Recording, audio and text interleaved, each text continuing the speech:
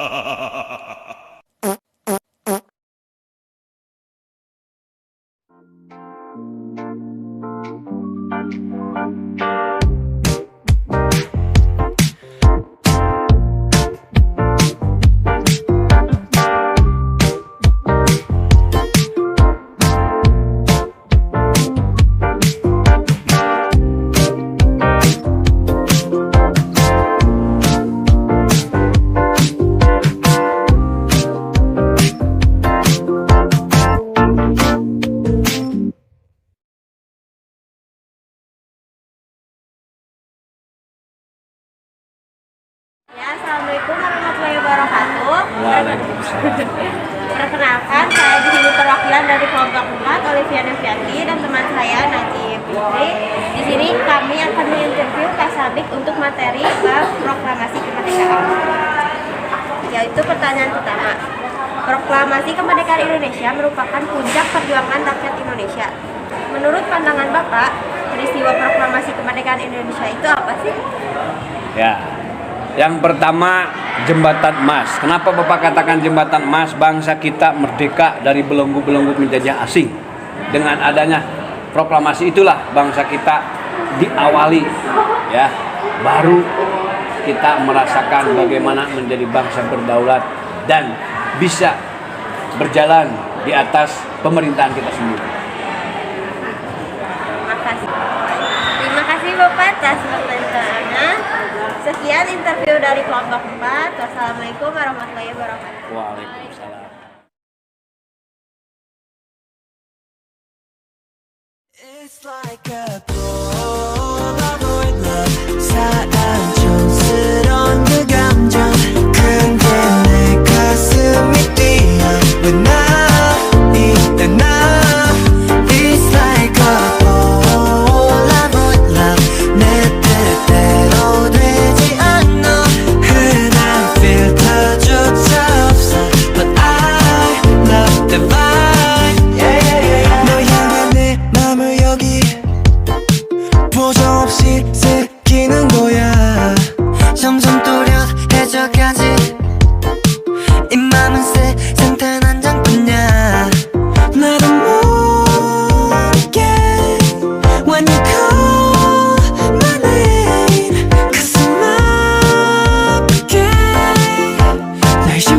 쿵쿵 It's like a Polaroid light 사랑촌스러운 그 감정 근데 내 가슴이 뛰어 왜 나 이래 나 It's like a Polaroid love 내 뜻대로 되지 않아 한한 필터조차 없어 But I love the vibe Yeah yeah yeah 촌스러운 그 감정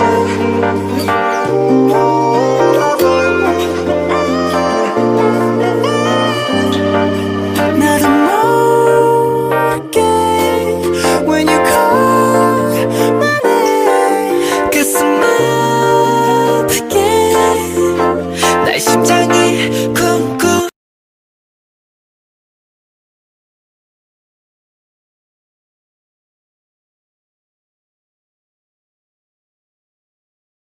Pada 14 Agustus 1945, pasukan Jepang menyerah tanpa syarat kepada pihak sekutu. Berita ini diketahui oleh kalangan pemuda bangsa Indonesia di Bandung pada 15 Agustus 1945 melalui berita siaran radio BBC London. Pada 15 Agustus 1945, Insinyur Soekarno dan Dr. Andes Muhammad Hatta baru kembali ke tanah air memenuhi panggilan Panglima Jepang untuk Asia Tenggara, yaitu Marsekal Terauchi di Saigon, Vietnam. Dari sinilah terjadi pro dan kontra tentang proklamasi kemerdekaan Indonesia. Golongan muda ingin cepat-cepat dilaksanakannya proklamasi kemerdekaan Indonesia, karena hal ini merupakan hak dan masalah rakyat Indonesia sendiri, tanpa bergantung pada negara atau bangsa yang lain. Sedangkan golongan tua menginginkan bahwa kemerdekaan Indonesia harus dilakukan secara terorganisir. Misalnya, dengan pernyataan dari bangsa-bangsa lain, dengan melampirkan tanda tangan, dan lain sebagainya. Perbedaan pendapat ini membuat para golongan muda melakukan penculikan yang dilakukan oleh sejumlah pemuda yang dikomandoi oleh Sukarni, Wikana, dan Hairul Saleh dari perkumpulan Menteng 31 untuk membawa Soekarno-Hatta yang termasuk golongan tua pada saat itu menuju ke Rengas Dengklok, tempat yang jauh dari jalan raya utama Jakarta Cirebon pada tanggal 16 Agustus 1945. Hal ini dilakukan agar mereka jauh dari pengaruh pemerintah pendudukan Jepang. Saat itu, di Jakarta terjadi pula perundingan yang sangat sengit antara Ahmad Subarjo yang mewakili golongan tua dengan Wikana yang mewakili golongan muda. Dan akhirnya tercapai kesepakatan bahwa kemerdekaan Indonesia, proklamasi kemerdekaan Indonesia harus dilaksanakan di Jakarta. Akhirnya, Soekarno dan Hatta dijemput di Rengas Dengklok untuk menuju rumah Laksamada Tadashi Maeda yang berada di daerah Menteng. Naskah proklamasi akhirnya dirumuskan oleh Insinyur Soekarno, Dr. Andes Muhammad Hatta, dan Ahmad Subarjo. Banyak pertimbangan sebelum tercapainya kata sepakat mengenai kepastian isi dan redaksional dari naskah teks proklamasi. Setelah disepakati, selanjutnya Sayuti Melik yang mengetik sesuai dengan naskah yang telah mengalami berbagai perubahan yang akhirnya disepakati tersebut. Penyusunan teks berlangsung hingga dini hari pada tanggal 17 Agustus 1945.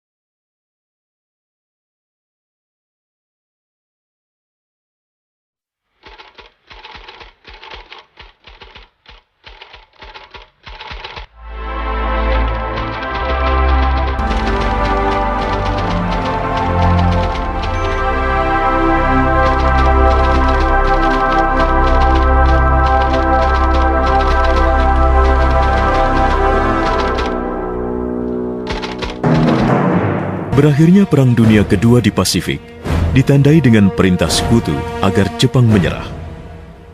Deklarasi ini dibuat dalam konferensi Potsdam tanggal 26 Juli 1945. Namun, hal pasti yang menandai kekalahan Jepang hingga menyerah tanpa syarat adalah dijatuhkannya bom atom pada 6 Agustus 1945 di Hiroshima dan 9 Agustus 1945 di Nagasaki.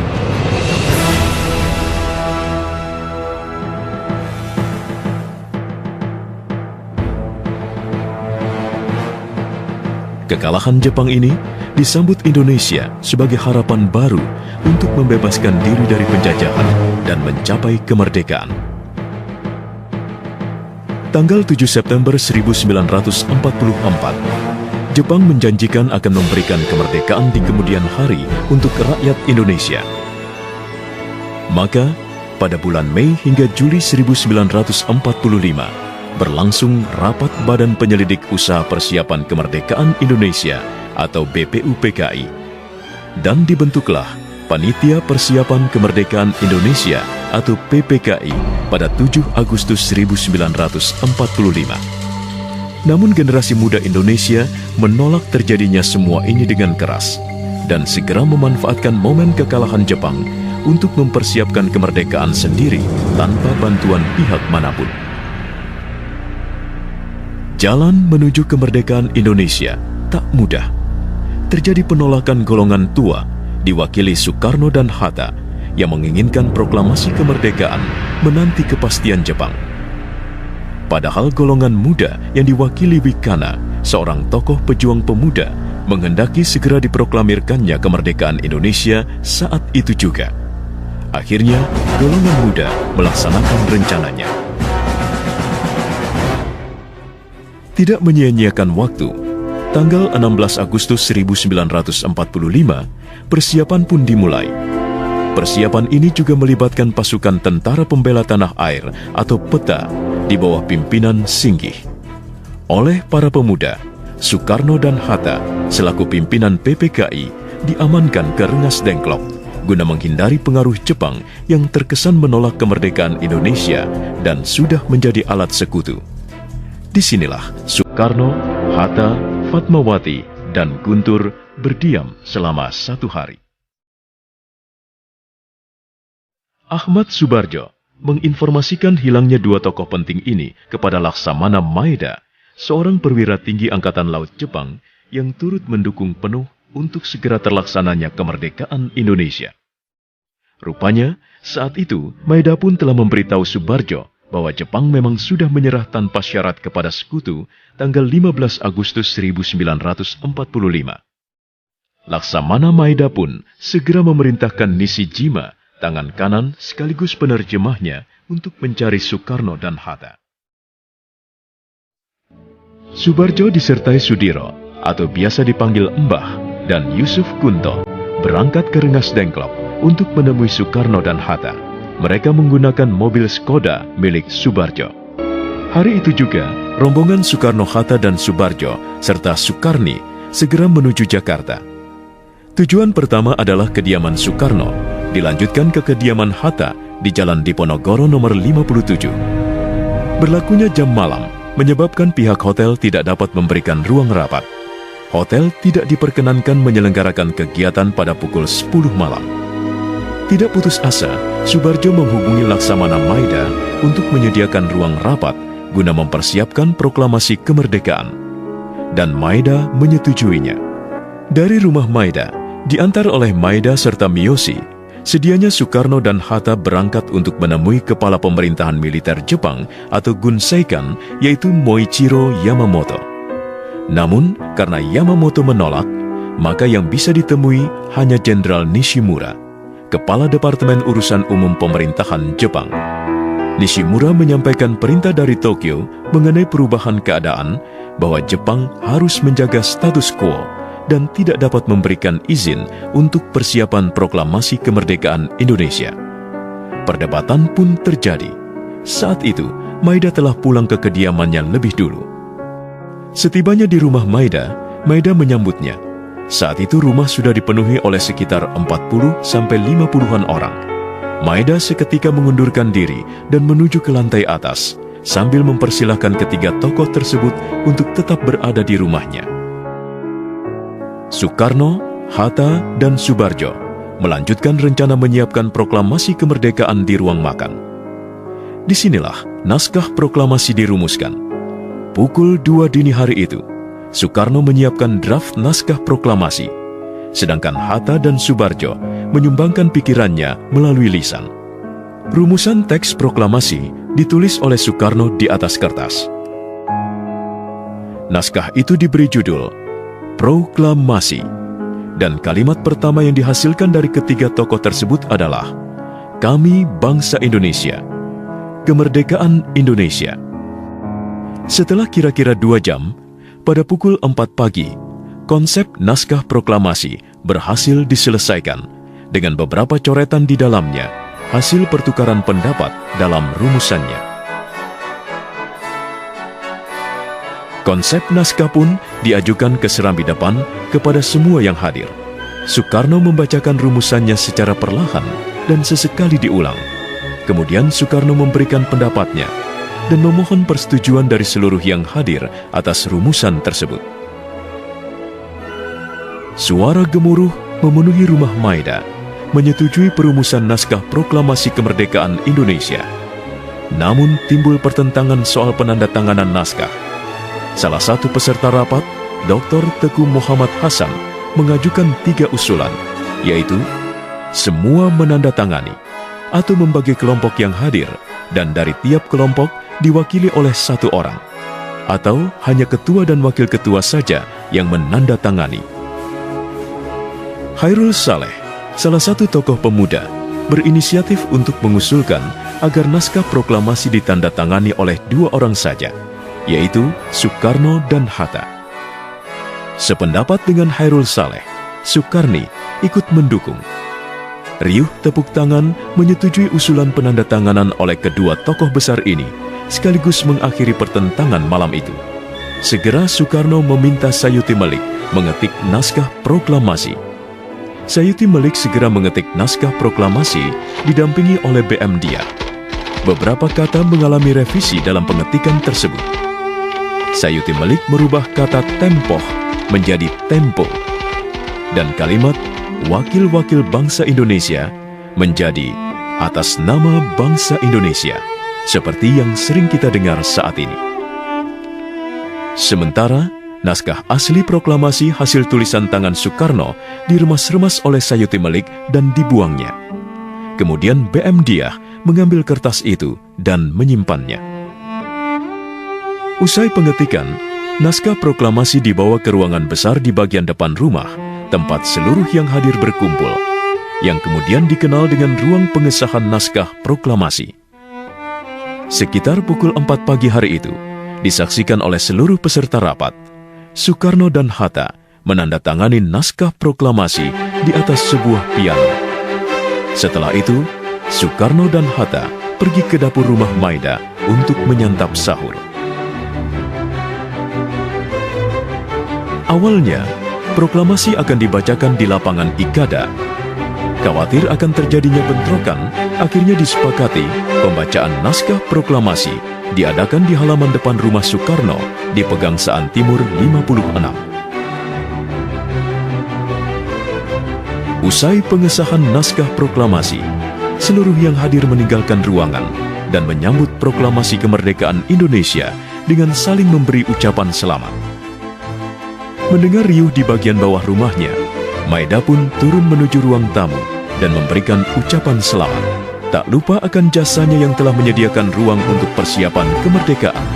Soekarno dan Hatta mengucapkan terima kasih kepada Maeda dan segera meninggalkan rumah perwira Jepang itu. Tanpa menyia-nyiakan waktu, BM Dia segera memperbanyak naskah proklamasi dan disebarkan ke seluruh Indonesia. Sedangkan para pemuda dipimpin Syahrudin yang bekerja di kantor berita Domei menyiarkan berita proklamasi kemerdekaan Indonesia secara telegrafis ke seluruh dunia. Sore harinya, Radio Jakarta yang saat itu dikenal dengan Jakarta Hosu Kyou. Atas usaha penyiarnya, Yusuf Ronodipuro juga turut menyebarkan berita bahagia itu.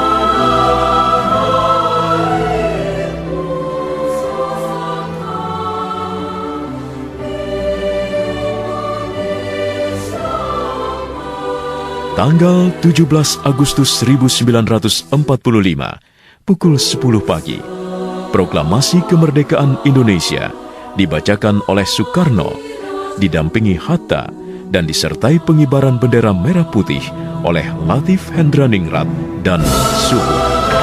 Kami, bangsa Indonesia, dengan ini menyatakan kemerdekaan Indonesia.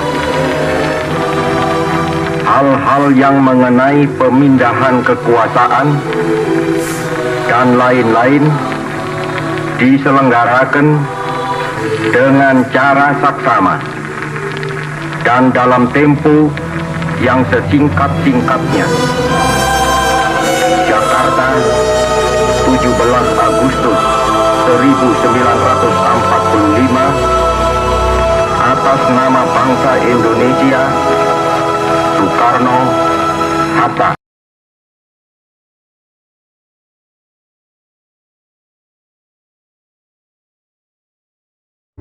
Saat Perang Pasifik atau yang dikenal dengan nama Perang Asia Timur Raya yang berlangsung selama 4 tahun, Jepang mengalami beberapa kekalahan dan menuju ambang kehancuran.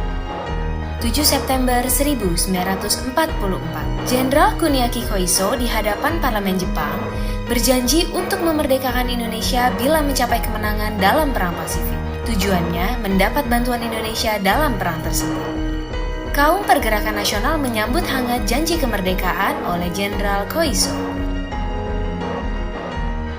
Anggota Badan Penyelidik Usaha-Usaha Persiapan Kemerdekaan Indonesia BPUPKI dilantik oleh Jenderal Kumakichi Harada. Rajiman Wediodiningrat, tokoh pergerakan nasional, ditunjuk sebagai ketuanya. Tapi, tidak semua petinggi militer Jepang sepakat dengan pelantikan BPUPKI. Misalnya Jenderal Izagaki dan Yuichiro Nagano. Keberatan dua jenderal itu tidak berarti banyak. Mayoritas petinggi militer Jepang tetap mendukung BPUPKI. Sidang BPUPKI dari 29 Mei sampai 1 Juni 1945 pun berjalan mulus. Setelah bersidang 2 kali, kerja BPUPKI berakhir dengan baik, sesuai harapan Jenderal Kumakichi Harada. BPUPKI lalu dibubarkan oleh Jenderal Terauchi Hisaichi, diganti jadi Panitia Persiapan Kemerdekaan Indonesia PPKI 7 Agustus 1945. 21 nama anggota PPKI diumumkan. Sebagian besar berasal dari BPUPKI. Mereka sudah bersiap sidang pada 16 Agustus 1945.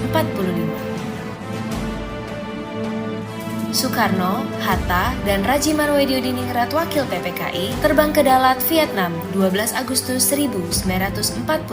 Di tengah kabar pengeboman Hiroshima dan Nagasaki di Jepang, Jenderal Hisaichi Terauchi, Panglima Angkatan Perang Jepang di Asia Tenggara, menyambut kedatangan mereka. Jenderal Terauchi berkata bahwa PPKI bisa segera memproklamasikan kemerdekaan Indonesia. Kabar gembira tepat pada hari ulang tahun Hatta. Mereka semua senang, kemerdekaan sudah di depan mata. Sepulang dari Vietnam, sejumlah pemuda dari organisasi Angkatan Pemuda Indonesia API membawa Soekarno dan Hatta ke Rengas Dengklok pagi hari 16 Agustus 1945. Dalihnya, situasi Jakarta genting, Bung.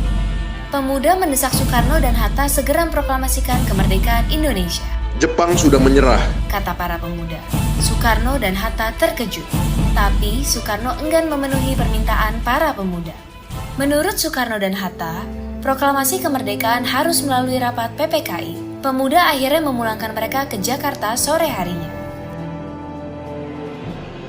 Sepulang dari Rengas Dengklok, Soekarno dan Hatta hendak bersidang dengan PPKI di Hotel Des Indies, Jakarta, tapi Jepang melarangnya. Perubahan situasi mengarahkan rapat persiapan kemerdekaan ke rumah Laksamana Maeda, perwira Angkatan Laut Jepang. Di tempat inilah dalam sebuah ruangan, Soekarno, Hatta, dan Ahmad Subarjo merumuskan naskah proklamasi kemerdekaan tanpa gangguan dari Jepang. Soekarno lalu membacakannya ke anggota PPKI dan pemuda di serambi rumah. Naskah yang singkat, tapi semua sepakat dengan isinya. Kemerdekaan bukan lagi impian. Hari bersejarah itu tiba. Soekarno membacakan naskah proklamasi kemerdekaan Indonesia ke banyak orang di rumahnya, di Jalan Pegangsaan Timur nomor 56 Jakarta. Tokoh-tokoh pergerakan nasional dan rakyat biasa membaur, mendengarkan pembacaan itu dengan hikmat. Setelah itu, bendera merah putih jahitan Fatmawati istri Soekarno dinaikkan perlahan, diiringi lagu Indonesia Raya. Penghormatan pun diberikan. 17 Agustus 1945, Indonesia akhirnya merdeka. Ini bukanlah pemberian, melainkan hasil perjuangan dari seluruh rakyat Indonesia. Proklamasi kemerdekaan mengantar bangsa Indonesia bergelut dengan cerita baru. Jepang memang telah terjungkir, tapi pengaruhnya belum berakhir. Ini dialami oleh fotografer Mendur bersaudara dalam merekam dan menyebar proklamasi. Jepang menghancurkan kamera Alex Mendur, sang kakak. Karena itu, Franz, sang adik, mengubur negatif fotonya di halaman kantor Surat Kabar Asia Raya demi selamatkan bukti-bukti proklamasi. Di tempat lain, pewarta berhasil mengabarkan proklamasi lewat media cetak, juga melalui siaran radio dengan menggunakan beragam bahasa daerah. Di desa-desa, pemuda Republik berperan meneruskan kabar proklamasi. Mereka berkeliling dan berteriak, "Jepang menyerah, Indonesia merdeka." Akhirnya, tiap orang menjadi saksi Indonesia telah merdeka.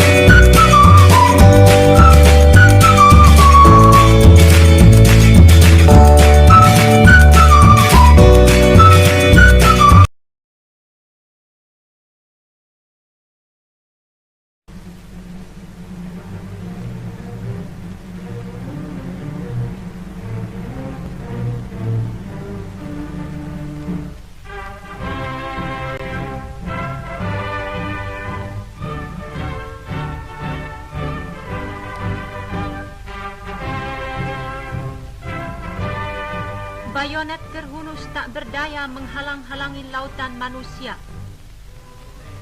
Fixed bayonets couldn't stop the endless stream of thousands of people.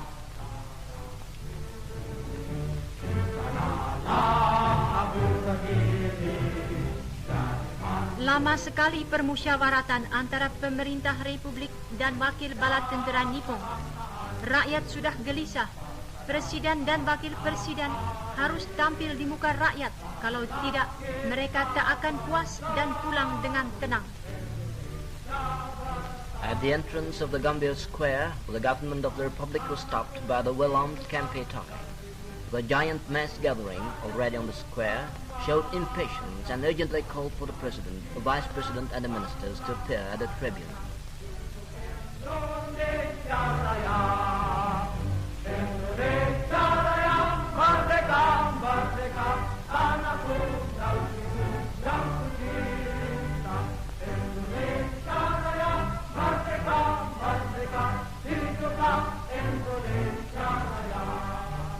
Tanggal 19 September 1945 tak dapat terhapus dari ingatan rakyat Indonesia. Hari yang melihat sampai seberapa besar tekad rakyat Indonesia yang haus akan kemerdekaan. Rakyat membanjiri lapangan Gambir, datang dari berbagai-bagai daerah. Lapangan dikelilingi mobil berlapis baja dengan siap lengkap mitraljur untuk menghalang-halangi rapat. Tidak menjadi halangan, lapangan terus dibanjiri oleh rakyat, tak mau pergi sebelum melihat dan mendengar amanat dari Presiden Republik Indonesia. The 19th of September 1945, the day unforgettable to the Indonesian people, the day which forever will be printed in their memory, the day which showed at what cost the Indonesian people shall maintain their independence. Thousands of people were streaming to the Gambir Square, coming from all parts of the country, despite fixed bayonets, threatening machine guns, patrolling well-armed tanks and full-equipped panzer autos with which the Japanese Kempeitai were trying to prevent the opening of this giant meeting.